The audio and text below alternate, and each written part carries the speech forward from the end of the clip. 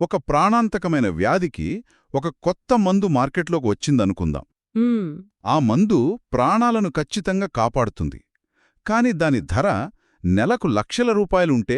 అది చాలా కష్టమైన పరిస్థితి. అవును. ఒకవైపు ఆ మందును కనిపెట్టడానికి దశాబ్దాల పాటు కష్టపడి కోట్లాది రూపాయలు వెచ్చించిన శాస్త్రవేత్తలకు దక్కాల్సిన ప్రతిఫలం ముఖ్యం. కరెక్ట్. వాళ్ళ శ్రమ కూడా ఉంటుంది కదా. ఖచ్చితంగా. కాని మరోవైపు తమ వారి ప్రాణాలు నిలుపుకోవాలనుకునే సామాన్యుల ఆశ. ఈ రెండింటి మధ్య ఉన్న ఒక అత్యంత సంక్లిష్టమైన యుద్ధమే మనం ఈరోజు చర్చించబోయే అంశం. ఈ లోతైన విశ్లేషణకు స్వాగతం. నమస్కారం. ఈరోజు మన ముందు కొన్ని ఆసక్తికరమైన మూలపత్రాలు, చట్టపరమైన టెక్స్టులు మరియు చారిత్రాత్మక తీర్పుల కాపీలున్నాయి.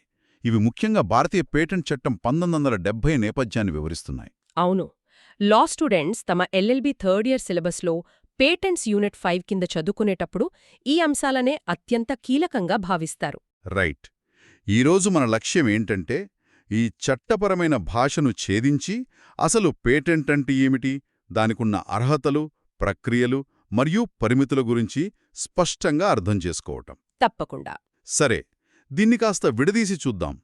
అసలు సమాజంలో నూతన ఆవిష్కరణలను ప్రోత్సహించడానికి చట్టం ఎలా ఉపయోగపడుతుంది? ఒక వ్యక్తికి ఇచ్చే ఏకస్వామ్య హక్కు అంటే మోనోపొలీకి సామాన్య ప్రజల ప్రయోజనాలకు మధ్య ఆ బ్యాలెన్స్ ఎలా సాధ్యం? ఈ సమతుల్యతను అర్థం చేసుకోవడమే పేటెంట్ చట్టం యొక్క అసలు ఉద్దేశ్యం. ఈ పత్రాలు కేవలం కోర్టు గదులకే పరిమితమైన సెక్షన్లు కావు. మరేమిటి? ఇవి నిజానికి ఆవిష్కర్తలకు మరియు సామాజిక శ్రేయస్సుకు మధ్య ఉన్న ఒక నిరంతర ఒప్పందాన్ని, అంటే ఒక సోషల్ కాంట్రాక్టును సూచిస్తాయి. ఓహో, సోషల్ కాంట్రాక్ట్. అవును. అసలు ఈ చట్టాలు ఎలా పుట్టాయో అర్థం చేసుకుంటే వాటి వెనుక ఉన్న సామాజిక అవసరం మనకు చాలా స్పష్టమవుతుంది. ఆ ఒప్పందం అనగానే నాకొక ఆలోచన వస్తోంది. అసలు ఈ పేటెంట్ అనే పదం ఎక్కడ్నించొచ్చింది? ఇక్కడే ఆసక్తికరమైన విషయముంది. ఈ పేటెంట్ అనే పదం పటేరే అనే లాటిన్ పదం నుండి ఉద్భవించింది. పటేరే? దాని అర్థమేంటి? పటేరే అంటే బహిర్గతం చెయ్యడం లేదా ప్రజల తనిఖీకి ఉంచడం, అంటే దాచకుండా చెప్పడం అన్నమాట. ఓకే. ప్రభుత్వం ఒక ఆవిష్కర్తకు ఒక నిర్దిష్ట కాలానికి, అంటే ఖచ్చితంగా చెప్పాలంటే 20 సంవత్సరాల పాటు తన ఆవిష్కరణను ఇతరులు తయారు చెయ్యకుండా నిరోధించే ఒక ప్రత్యేక హక్కును మంజూరు చేస్తుంది. అంటే ఇదొక 20 ఏళ్ల విఐపి పాస్ లాంటిదనమాట. ఆ 20 ఏళ్ల పాటు మార్కెట్లో వారి ఆవిష్కరణకు వారే రాజులు గదా? కరెక్ట్. కానీ ఆ పాస్ ఊరికే ఉచితంగా రాదు. లాటిన్ పదమర్థం బహిర్గతం చేయడమని చెప్పారు కదా, బహుశా దానికి ప్రతిఫలంగా ఆవిష్కర్త తన రహస్యాన్ని ప్రపంచానికి చెప్పాలేమో. అదే ఇక్కడే అసలు పాయింట్. మనం చరిత్రను గమనిస్తే పూర్వం కొంతమంది చేతివృత్తులవారు తమ నైపుణ్యాలను అత్యంత రహస్యంగా ఉంచేవారు. అవును, గుట్టుగా ఉంచుకునేవారు. ఒకవేళ ఆ వృత్తికారుడు చనిపోతే ఆ జ్ఞానం కూడా అతనితో పాటే అంతరించిపోయేది. అరే, అది సమాజానికి చాలా నష్టం కదా. ఖచ్చితంగా. సమాజం ఆ జ్ఞానాన్ని శాశ్వతంగా కోల్పోయేది. దీనిని నివారించడానికే ఈ పేటెంట్ వ్యవస్థ పుట్టింది. నీవు కష్టపడి కనిపెట్టిన విషయాన్ని రహస్యంగా ఉంచుకోకు. దాన్ని ఎలా తయారు చేశావో ఒక పత్రంలో స్పష్టంగా రాసి ప్రభుత్వానికి ఇవ్వు అని అడుగుతారు. అలా చేసినందుకు బహుమతిగా 20 ఏళ్లు పూర్తి హక్కులిస్తారన్నమాట. అవును. ఇది ప్రభుత్వం చేసే ఒప్పందం. ఇప్పుడు అర్థమవుతోంది. ఆవిష్కర్తకు గుర్తింపొస్తుంది, సమాజానికి ఆ జ్ఞానం మిగిలిపోతోంది. 20 ఏళ్ల తర్వాత అది పబ్లిక్ డొమైన్లోకొచ్చేస్తుంది కాబట్టి ఎవరైనా వాడుకోవచ్చు. నిజమే. భలే ఉందే ఈ ఆలోచన. అయితే ఇక్కడే నాకు మరొక సందేహం వస్తోంది. ఈ లాజిక్ ప్రకారం చూస్తే నేను రేపు పొద్దున్న ఏదైనా ఒక చిన్న వస్తువు తయారుచేసి దాని ఫార్ములా చెప్పేస్తాను, నాకు పేటెంట్ ఇవ్వండి అని అడగవచ్చా? అలా కుదరదు. ఏది పడితే అది పేటెంట్ ఆఫీస్కి తీసుకువెళ్తే వాళ్లు అస్సలు ఒప్పుకోరు. అంటే కొన్ని అర్హతలుండాలన్నమాట. అవును. భారతీయ పేటెంట్ చట్టం ప్రకారం ఒక ఆవిష్కరణకు పేటెంట్ రావాలంటే అది 3 అత్యంత కఠినమైన పరీక్షలు నెగ్గాలి. ఆ 3 ఏమిటో వివరిస్తారా? మొదటిది నవ్యత, ఇంగ్లీష్లో నావెల్టీ అంటారు. అంటే ఆ ఆవిష్కరణ పూర్తిగా కొత్తడై ఉండాలి. దరఖాస్తు చేసే సమయానికి అది ప్రపంచంలో మరెక్కడా ప్రచురించబడి ఉండకూడదు. సరే, కొత్తగా ఉండాలి, అర్థమైంది. మరి రెండవ పరీక్ష? రెండవది నాన్ ఆబ్వియస్నెస్ లేదా ఇన్వెంటివ్ స్టెప్ అంటారు. నాన్ ఆబ్వియస్నెస్ కొంచెం టెక్నికల్గా ఉంది. హ్మ్. అంటే ఆ రంగంలో ప్రావీణ్యమున్న ఒక సాధారణ వ్యక్తికి ఆ ఆవిష్కరణ సులభంగా తట్టి ఉండకూడదు. అందులో ఒక సాంకేతిక పురోగతి ఉండాలి. ఒక చిన్న ఉదాహరణతో అర్థం చేసుకుందాం. ఒక చెఫ్ ఉన్నాడనుకుందాం. అతను ప్రతిరోజూ చేసే కూరలో ఉప్పు బదులు కారం ఎక్కువ వేసి, ఇదే నా కొత్త వంటకం అని పేటెంట్ అడిగితే రాదు కదా.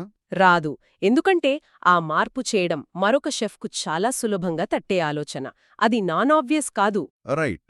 దానికి బదులు ఎవరూ ఊహించని విధంగా ఒక కొత్త రసాయన ప్రక్రియతో ఆహారాన్ని నెలల తరబడి నిల్వచేసే పద్ధతిని కనిపెడితే అప్పుడు అది ఇన్వెంటివ్ స్టెప్ అవుతుందా? అద్భుతమైన ఉదాహరణ. సరిగ్గా అదే. కేవలం వస్తువు సైజు మార్చడమో, రంగు మార్చడమో చేస్తే సరిపోదు. అందులో నిజమైన ఆవిష్కరణ ఉండాలి. ఓకే. మరి మూడవది ఏంటి? మూడవ పరీక్ష పారిశ్రామిక ఉపయోగం అంటే ఇండస్ట్రియల్ అప్లికబిలిటీ. ఆ ఆవిష్కరణ కేవలం పేపర్ మీద థియరీకి పరిమితం కాకుండా పారిశ్రామికంగా తయారు చేయడానికి వీలుగా ఉండాలి. సరే, ఈ 3 పాస్ అయితే ఇక పేటెంట్ ఇచ్చేస్తారా? చట్టంలో దీనికేమైనా ఖచ్చితమైన మినహాయింపులున్నాయా? ఉన్నాయి. అంటే ఇప్పుడు నేనొక అడవిలోకి వెళ్ళి ఎవరికీ తెలియని ఒక కొత్త రకం ఔషధ గుణాలున్న మొక్కను కనుగుంటే దానికి నాకు పేటెంట్ రాదా? నేనే గదా కష్టపడి కనుక్కున్నాను. రాదండి. ఈ పాయింట్ దగ్గరే చాలామంది కన్ఫ్యూజ్ అవుతారు. కనుగొనడానికి అంటే డిస్కవరీకి, సృష్టించడానికి అంటే ఇన్వెన్షన్కి మధ్య చట్టపరంగా పెద్ద వ్యత్యాసముంది. ఓహో, ఏ ఒక్క వ్యక్తికి కాదు కదా. కరెక్ట్. అలాగే వంటగదిలోని సాధారణ వస్తువుల కలయిక, సమాజానికి హాని చేసే మత్తు పదార్థాలు, కంప్యూటర్ ప్రోగ్రాములు మరియు సాంప్రదాయ పరిజ్ఞానం అంటే ట్రెడిషనల్ నాలెడ్జ్ లాంటి వాటికి పేటెంట్ ఇవ్వరు. సాంప్రదాయ పరిజ్ఞానమంటే మన నానమ్మలు చెప్పే పసుపు లేదా వేప చెట్టకుండే ఔషధ గుణాల గురించా? అవును. ఒక విదేశీ కంపెనీ వచ్చి పసుపును గాయాలకు రాస్తే తగ్గుతుంది, ఈ విధానం నాదే అని పేటెంట్ తీసుకునే ప్రయత్నం చేస్తే చట్టం దాన్ని అడ్డుకుంటుంది. నాకు గుర్తుందే, గతంలో అమెరికాలో పసుపుపై పేటెంట్ తీసుకున్న ప్రయత్నం జరిగినప్పుడు మన దేశం దాన్ని తీవ్రంగా వ్యతిరేకించింది కదా. అవును. పాత సంస్కృత గ్రంథాలను ఆధారంగా చూపి అది మన సాంప్రదాయ జ్ఞానమని నిరూపించింది. అద్భుతం. అయితే ప్రకృతిలో ఉన్నదానికి పేటెంట్ రాదు అనుకున్నాం గదా. కాని దీనికి ఒక సవాలుగా నిలిచిన కేస్ డైమండ్ వర్సెస్ ఆనంద చక్రవర్తి అని మన పత్రాల్లో ఉంది. రైట్. అది చాలా ఆసక్తికరమైన కేస్. ఆనంద చక్రబర్తి ఒక మైక్రోబయాలజిస్ట్. ఆయన ఒక బ్యాక్టీరియాను తీసుకుని దాని జన్యువులను కృత్రిమంగా మార్చారు. జీన్స్ మోడిఫై చేశారన్నమాట. అవును. సముద్రంలో చిందిన ముడిచమురును తినేసేలా ఒక కొత్త సూక్ష్మజీవిని సృష్టించారు. ప్రకృతిలో సహజంగా ఏ బ్యాక్టీరియా కూడా అలా ఆయిల్ని తినదు. వావ్. మరి దానికి పేటెంట్ ఇచ్చారా?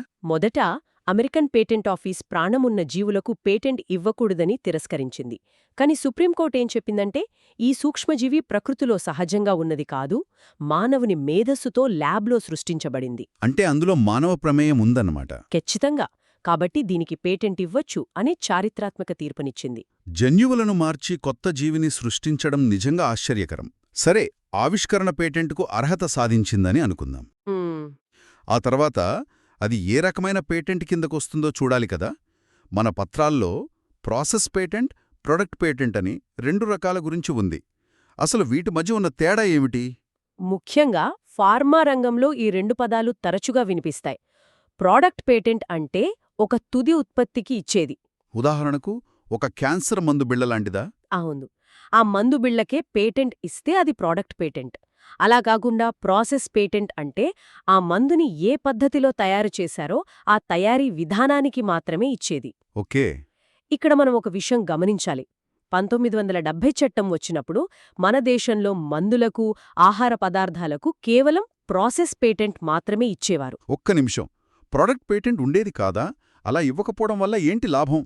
దాని వెనుకొక అద్భుతమైన ఆర్థిక వ్యూహముందండి. అదేంటో వివరిస్తారా? ప్రోడక్ట్ పేటెంట్ లేకపోవడం వల్ల మన దేశంలోని ఫార్మా కంపెనీలు విదేశీయులు కనిపెట్టిన ఖరీదైన మందులను పరిశీలించి వాటిని వేరొక రసాయన పద్ధతిలో తయారు చేసేవి. అంటే ప్రాసెస్ను మార్చి రివర్స్ ఇంజనీరింగ్ ద్వారా తయారు చేసేవారా? కరెక్ట్. దీనివల్ల మన దేశంలో మందులు సామాన్యులకు అతి తక్కువ ఖర్చుతో అందుబాటులోకి వచ్చాయి. ప్రపంచ ఫార్మసీగా ఇండియా ఎదగడానికి ఇదే ప్రధాన కారణం. చాలా గొప్ప వ్యూహం ఇది. కానీ 1995లో వరల్డ్ ట్రేడ్ ఆర్గనైజేషన్ ఏర్పడి ట్రిప్స్ ఒప్పందంపై సంతకం చేశాక మనం తప్పనిసరిగా 2005 నుండి ప్రొడక్ట్ పేటెంట్లను కూడా గుర్తించాల్సి వచ్చింది. అంటే ఒక అంతర్జాతీయ ఒప్పందం వల్ల మన విధానాన్ని మార్చుకోవాల్సొచ్చింది. అవును. ఇప్పుడు ప్రొడక్ట్ పేటెంట్ ఇస్తున్నారు కాబట్టి ఒక విదేశీ కంపెనీ ఒక మందు కనిపెడితే 20 ఏళ్లపాటు దాన్ని మనవాళ్లు తయారు చేయలేరు కదా. చేయలేరు. సరే, ఆ గడువు ముగిగానే ఎవరైనా తయారు చేయొచ్చు. కానీ పెద్ద కంపెనీలు ఎవర్గ్రీనింగ్ అనే వ్యూహాన్ని అమలు చేస్తాయని విన్నాను. అసలు ఎవర్గ్రీనింగ్ అంటే ఏంటి? ఫార్మా కంపెనీలు తమ మందుల పేటెంట్ గడువు ముగియగానే మార్కెట్ మోనోపోలీ కోల్పోతామని భయపడతాయి. అందుకే ఆ పాత మందుకే ఒక చిన్న కణాన్ని మార్చడమో లేక పౌడర్ను క్యాప్స్యూల్ చేయడమో చేస్తాయి. చేసి ఇది కొత్త మందు అని చెప్తారా? అవును. ఇది కొత్త మందు, మళ్ళీ ఇంకో 20 ఏళ్లు పేటెంట్ ఇవ్వండి అని అడుగుతాయి. ఇలా ఒకే మందుపై కాలాన్ని నిరంతరం పెంచుకుంటూ పోవడాన్నే ఎవర్గ్రీనింగ్ అంటారు. దీన్ని చట్టం అడ్డుకోదా? అడ్డుకుంటుంది. దీనిని అడ్డుకోవడానికే 2005లో మన చట్టంలో సెక్షన్ 3Dని తీసుకువచ్చారు. ఓహో, సెక్షన్ 3D ఇది పాపులర్ అయినట్లుంది. ఏం చెప్తుంది ఈ సెక్షన్? తెలిసిన ఒక పదార్థానికి కేవలం కొత్త రూపాన్ని కనిపెడితే దానివల్ల ఆ మందు యొక్క చికిత్సా సామర్థ్యంలో గణనీయమైన పెరుగుదల లేకపోతే దానికి పేటెంట్ ఇవ్వము అని స్పష్టంగా చెబుతుంది. ఇక్కడే నేనొక ప్రశ్న అడగాలి. ఫార్మా కంపెనీల వాదన ఎలా ఉంటుందంటే, మేము చిన్న మార్పు చేయడానికి కూడా ల్యాబ్లలో 100 కోట్లు ఖర్చు పెట్టాం కదా అని అడగొచ్చు కదా. ఖచ్చితంగా అడుగుతారు. మరి న్యాయస్థానాలు దీనిని ఎలా చూశాయి? మీరు అడిగిన ఈ ప్రశ్నే Novartis AG versus union of India అనే చారిత్రాత్మక కేసులో చర్చకు వచ్చింది. స్విట్జర్లాండ్కు చెందిన నోవార్టిస్ కంపెనీ గ్లివెక్ అనే బ్లడ్ క్యాన్సర్ మందును తయారుచేసింది. దాని అసలు పేటెంట్ గడువు ముగిసిపోయింది. కాని వాళ్లు ఆ మందులోని క్రిస్టల్ రూపాన్ని కొద్దిగా మార్చి మాకు మళ్లీ పేటెంట్ కావాలి అని సుప్రీంకోర్టు దాకా వెళ్లారు. అప్పుడు సుప్రీంకోర్టు ఏం చెప్పింది? ఆ సెక్షన్ 3Dని విశ్లేషిస్తూ మీరు చేసిన చిన్న మార్పు వల్ల రోగులకు అదనంగా చేకూరే గొప్ప లాభమేమీ లేదు, కేవలం నిల్వ ఉంచుకోవడానికి కాస్త మెరుగ్గా ఉంది అంతే అని చెప్పింది. అంటే చికిత్సా సామర్థ్యం పెరగలేదన్నమాట. అవును. మీరు కోట్లు ఖర్చు పెట్టినా సరే ఎఫికసీ పెరగకుండా పేటెంట్ ఇవ్వడం కుదరదు అని కరాఖండిగా చెప్పేసింది. అద్భుతం. ఆ తీర్పు వల్ల ఎంతోమంది క్యాన్సర్ రోగులకు ఆ మందు తక్కువ ధరకు జనరిక్ రూపంలో దొరికింది కదా. ఒక చిన్న సెక్షన్ సామాన్యుల ప్రాణాలను ఎలా నిలబెట్టిందో కదా. నిజంగానే. సరే, ఇప్పుడు లాజికల్గా ఆలోచిస్తే ఈ పేటెంట్ను చట్టబద్ధంగా ఎలా సొంతం చేసుకుంటారు? ఆచరణాత్మక విధానమంటే అప్లికేషన్ ప్రాసెస్ పరిశీలించడం ముఖ్యం కదా. అవును. ఇండియాలో దీనికి అప్లై చేయాలంటే విధానమేమిటి? ముందుగా కంప్లీట్ స్పెసిఫికేషన్తో ఒక దరఖాస్తును సమర్పించాలి. ఆ ఆవిష్కరణ వెనక ఉన్న ప్రతి చిన్న సాంకేతిక అంశాన్ని ఎవరైనా చదివి నేర్చుకోగలిగేంత వివరంగా రాయాలి. ఫారం ఇచ్చేస్తే వెంటనే సర్టిఫికెట్ ఇచ్చేస్తారా? అస్సలివ్వరు. అసలు కథ అక్కడే మొదలవుతుంది. దరఖాస్తు రాగానే నిపుణుల కమిటీ దాన్ని పరిశీలిస్తుంది. ఇది నిజంగానే కొత్తదా అని క్రాస్ చెక్ చేస్తారు. ఓకే. ఆ తర్వాత పబ్లిక్ నోటిఫికేషన్ ఇస్తారు. ఆ వివరాలను ప్రచురించి ప్రజలందరికీ తెలియచేస్తారు. అభ్యంతరాలు ఉంటే చెప్పడానికి సమయమిస్తారు. దీన్నే ప్రీ గ్రాంట్ అపోజిషన్ అంటారు. ఇదొక రకంగా పాత సినిమాల్లో పెళ్లికి ముందు ఈ వివాహం ఇష్టం లేని వారెవరైనా ఉంటే ఇప్పుడే చెప్పండి అన్నట్టుందే. హహహ, సరిగ్గా అలాగే. ఎవరైనా వచ్చి ఈ ఫార్ములా వాడిది కాదు అని ఆధారాలు చూపిస్తే ఈ దరఖాస్తు ఆగిపోతుంది. వ్యతిరేకిస్తే విచారణ జరుగుతుందా? అవును. ఇద్దరూ తమ వాదనలు వినిపించాలి. చివరకు రిజిస్ట్రార్ అంతా సక్రమంగా ఉంటేనే రిజిస్ట్రేషన్ సర్టిఫికేట్ మంజూరు చేస్తారు. సరే, నేను ఇండియాలో ఈ ప్రాసెస్ పాస్ అయి పేటెంట్ తీసుకున్నాను. రేపు జర్మనీలోనో ఎవరైనా నా ఫార్ములా వాడుకుంటే నేను ఆపగలనా? ఆపలేరు. అంటే పేటెంట్కు ప్రపంచవ్యాప్త రక్షణ ఉండదా? మన పత్రాల్లో పీసీటీ అనే పదం కల్పిస్తుంది. దానికి దీనికి సంబంధం ఉందా? పేటెంట్ అనేది టెరిటోరియల్ రైట్. అంటే ఇండియాలో పేటెంట్ తీసుకుంటే ఇండియా సరిహద్దుల్లో మాత్రమే హక్కు ఉంటుంది. గ్లోబల్ పేటెంట్ అంటూ ఏదీ లేదు. ఓహో, మరి విదేశాల్లో ఎలా? ప్రతి దేశానికి వెళ్లి విడివిడిగా అప్లై చేసుకోవడం కష్టం కాబట్టి పేటెంట్ కోఆపరేషన్ ట్రీటీ అంటే పీసీటీ అనే అంతర్జాతీయ ఒప్పందం ఉంది. దీని ద్వారా ఒకే దరఖాస్తుతో అన్ని దేశాల్లో పేటెంట్ వచ్చేస్తుందా? రాదు. ఇది ఒకేసారి పేటెంట్ ఇవ్వదు, కానీ మీకు సమయం కొనిపెడుతుంది. ఎలా? పీసీటీ కింద దరఖాస్తు చేస్తే మీకు దాదాపు 30 నెలల సమయం దొరుకుతుంది. ఆ సమయంలో మీరు ఆయా దేశాల పేటెంట్ ఆఫీసుల్లో మీ దరఖాస్తును స్థానిక భాషల్లో సమర్పించుకోవచ్చు. అర్థమైంది. అదొక అంతర్జాతీయ పోస్టాఫీస్ లాంటిదన్నమాట. కరెక్ట్గా చెప్పారు. సరే, ఎట్టకేలకు పేటెంట్ చేతికొచ్చింది అంటే ఇక ఆవిష్కర్తకు ఎదురులేదా? సర్వాధికారాలు ఆయనవేనా? పేటెంట్ వచ్చిన వెంటనే కొన్ని బలమైన హక్కులు వస్తాయి. ఆవిష్కర్త దాన్ని ఉపయోగించుకోవచ్చు, అమ్ముకోవచ్చు, లేదా ఇతరులకు లైసెన్స్ ఇవ్వవచ్చు. ఎవరైనా అనుమతి లేకుండా తయారు చేస్తే? దాన్ని ఉల్లంఘన అంటే ఇన్ఫ్రించ్మెంట్ అంటారు. అప్పుడు నేరుగా జిల్లా కోర్టుకు వెళ్లి దావా వేసి పరిహారం పొందవచ్చు. ఇవి చట్టమిచ్చే ఆయుధాలు. పవర్ఫుల్ ఆయుధాలే. కానీ మనం ముందుగా మాట్లాడుకున్నట్టు ఏకస్వామ్య హక్కులకు ప్రజలకు మధ్య బ్యాలెన్స్ ఉండాలి కదా. ఈ హక్కులపై ప్రభుత్వ నియంత్రణ ఉండే ఉంటుంది కదా. పాయింట్ పట్టుకున్నారు. పేటెంట్ హక్కులు నిరపేక్షమైనవి కావు. ప్రభుత్వం కొన్ని పరిమితులను విధించింది. ఎలాంటి పరిమితులు? ఉదాహరణకు, ఒక వ్యక్తి అద్భుతమైన రాడార్ సిస్టమ్ను కనిపెట్టాడు. అది దేశ భద్రతకు ముఖ్యం. అప్పుడు ప్రభుత్వం సెక్యూరిటీ డైరెక్షన్స్ ఇచ్చి దీన్ని గోప్యంగా ఉంచుతుంది. పబ్లిక్ చేయకూడదని ఆదేశిస్తుందన్నమాట. అవును. అలాగే ప్రభుత్వం తన స్వంత ఆస్పత్రుల కోసం మందులను వాడుకోవచ్చు. కానీ వీటన్నిటికంటే శక్తివంతమైన పరిమితి మరొకటి ఉంది. అదే కంపల్సరీ లైసెన్సింగ్. కంపల్సరీ లైసెన్సింగ్ పేరు వింటేనే ఇందులో ఏదో బలవంతం కనిపిస్తోంది. దీన్నెప్పుడు వాడతారు? మన చట్టంలోని సెక్షన్ 84 దీని గురించి చెప్తుంది. ఒక ఆవిష్కర్త పేటెంట్ పొందిన 3 సంవత్సరాల తర్వాత మందును ప్రజల అవసరాలకు తగినట్లుగా ఉత్పత్తి చేయకపోయినా లేదా అతి ఎక్కువ ధరకు అమ్ముతున్నా అప్పుడు ప్రభుత్వం ఎంటర్ అవుతుందా? అవును. ఎవరైనా కంట్రోలర్ దగ్గరికి వెళ్లి ఫిర్యాదు చేస్తే ప్రభుత్వం ఆ పేటెంట్ హోల్డర్ అనుమతి లేకపోయినా వేరే ఎవరికైనా దానిని తయారు చేసే లైసెన్స్ ఇవ్వవచ్చు. ఇది విచిత్రంగా ఉంది. కష్టపడి కనిపెట్టిందేమో ఒకరు, ప్రభుత్వం వచ్చి ఫార్ములాను వేరొకరికి ఇచ్చేస్తుందా? అవును, ప్రజాప్రయోజనం కోసం. దీనికేదైనా వాస్తవ ఉదాహరణ ఉందా? మన పత్రాల్లో నాట్కో ఫార్మా కేసుంది గదా. సరిగ్గా అదే. జర్మనీకి చెందిన బేయర్ అనే సంస్థ నెక్సావర్ అనే కిడ్నీ క్యాన్సర్ మందును కనిపెట్టి ఇండియాలో పేటెంట్ పొందింది. ఆ మందు ధర ఎంతుండేది అప్పట్లో? నెలకు సరిపడా డోస్కు అప్పట్లో దాదాపు 2,80,000 రూపాయలయ్యేది. 2,80,000? సామాన్యుడికిది అసాధ్యం గదా. అవును. డిమాండ్కు తగ్గట్టు సరఫరా కూడా లేదు. అప్పుడు మన దేశానికి చెందిన నాట్కో ఫార్మా దరఖాస్తు చేసుకుంది. మాకు లైసెన్స్ ఇస్తే కేవలం 8,800 రూపాయలకే అందిస్తామని చెప్పింది. నెలకు 3 లక్షల నుంచి 8,000 రూపాయలకా?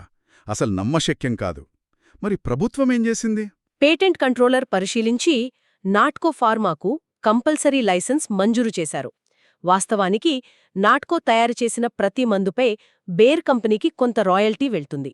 ఓకే, కాబట్టి బేర్ కంపెనీకి పూర్తిగా అన్యాయం జరగలేదు, కాని ఎంతోమంది ప్రాణాలు నిలబడ్డాయి. ఖచ్చితంగా. భారతదేశంలో ఇవ్వబడిన మొదటి కంపల్సరీ లైసెన్స్ ఇదే. దీనంతటి అర్థం ఎలా ఉందంటే, పేటెంట్ హక్కులనేవి వేగంగా వెళ్లే ఒక స్పోర్ట్స్ కార్ లాంటిది. ఆ స్టీరింగ్ అంతా ఆవిష్కర్త చేతిలోనే ఉంటుంది.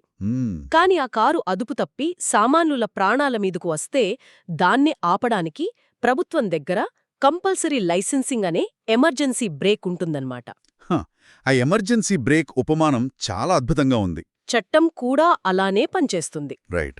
ఈ చట్టమంటే కేవలం సాంకేతికతను రక్షించడం మాత్రమే కాదు, సమాజంలోని సామాన్యుడికి లాభం చేకూరేలా చూసే ఒక గొప్ప సమతుల్యత. ఇది నిజంగా ఆశ్చర్యకరం. పత్రాలు చూస్తే పొడి చట్టంలాగా అనిపిస్తుంది గాని ప్రతి సెక్షన్ వెనుక ప్రాణాలను నిలబెట్టే విశ్లేషణ దాగి ఉందన్నమాట. అవును, అదే దీని గొప్పతనం. సరే, ఒక ఆలోచనను రేకెత్తించే అంశంతో ఈ విశ్లేషణను ముగిద్దాం. ఒకసారి ఆలోచించండి, ఒక పేటెంట్ గడువు ముడిసాక అది ఉచితంగా పబ్లిక్ డొమైన్లోకి వస్తుందని తెలుసుకున్నాం. కరెక్ట్. ఈరోజు మనం వాడుకుంటున్న ఎన్నో టెక్నాలజీలు, పాత యాంటీబయాటిక్స్ ఒకప్పుడు ఇలాంటి కఠినమైన పేటెంట్ల పరిధిలో ఉన్నవే కదా. మరి ప్రస్తుతం కృత్రిమ మేధస్సు, అల్గారిథంలు, అత్యాధునిక జన్యు చికిత్సలున్నాయి. అవును, చాలా వస్తున్నాయి. ఇవన్నీ ఇంకో 2 దశాబ్దాలలో పేటెంట్ గడువు ముగించుకుని సామాన్యుడికి ఉచితంగా అందుబాటులోకి వచ్చినప్పుడు భవిష్యత్తులో మానవ జీవితం ఇంకెంత ఊహించని విధంగా మారుతుందో కదా. ఆ అనంతమైన అవకాశాల గురించి ఆలోచిస్తూనే ఉందాం. మళ్ళీ మరొక లోతైన విశ్లేషణలో కలుద్దాం.